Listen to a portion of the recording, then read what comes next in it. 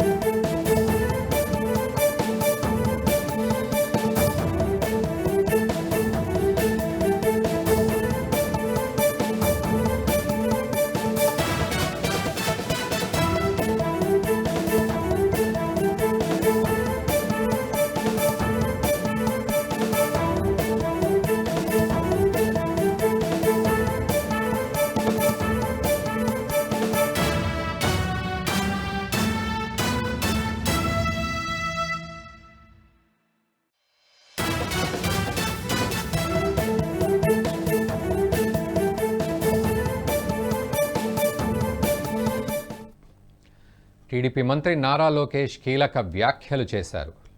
తాము అధికారంలోకి వచ్చిన తర్వాత కూడా ముగ్గురు టీడీపీ కార్యకర్తలను వైసీపీ నేతలు హత్య చేశారన్నారు. అయినా సంయమనం పాటిస్తున్నామన్నారు. శాంతి భద్రతలకు విఘాతం కలిగించొద్దన్న సీఎం చంద్రబాబు ఆదేశాలతో సహనంగా ఉంటున్నామన్నారు. లోకేష్ ఇటు టీడీపీ కార్యకర్తలు తలుచుకుంటే వైసీపీ ఎక్కడ ఉంటుందో తెలుసుకోవాలన్నారు. రుషికొండ ప్యాలెస్ వ్యవహారంలో ఇంకా బయటికి రావాల్సిన చిత్రాలు చాలా ఉన్నాయని లోకేష్ అన్నారు. ఏపీలో గంజాయి మాట వినిపించకుండా చర్యలు చేపట్టామన్నారు. త్వరలో గంజాయి ఫ్రీ స్టేట్గా ఏపీ మారుతుందని లోకేష్ వ్యాఖ్యానించారు. 12 రోజులుగా ముగ్గురు తెలుగుదేశం పార్టీ కార్యకర్తలు వైకాపా పార్టీ చంపింది. దానికి సమాధానం చెప్పాలని దుమ్మపూడి మంగళగిరిలోనే మైనార్టీ సోదరుల్ని వైకాపా నాయకుడు చంపాడు. బ్యాట్ పట్టుకుని కొట్టి చంపేశాడు. వాళ్ళు మా కార్యకర్తలు చంపి ఇప్పుడు ఏం ప్రశ్న అడుగుతున్నారు. ఈ రోజు కూడా తాడిపత్రిలో మా కార్యకర్తను చంపేశారు. చంద్రబాబు నాయుడు గారు ఓర్పు సహనంతో మమ్మల్ని ఉండమన్నారు కనుక ఓర్పు సహనంతో ఉన్నాం. లా అండ్ ఆర్డర్ మెయింటైన్ చేయమన్నారు కనుక మేము ఎక్కడ ఇష్యూ చేయట్లా. మంగళగిరిలో కూడా లా అండ్ ఆర్డర్ ఉండాలి, నేను ఇష్యూ చేయట్లా.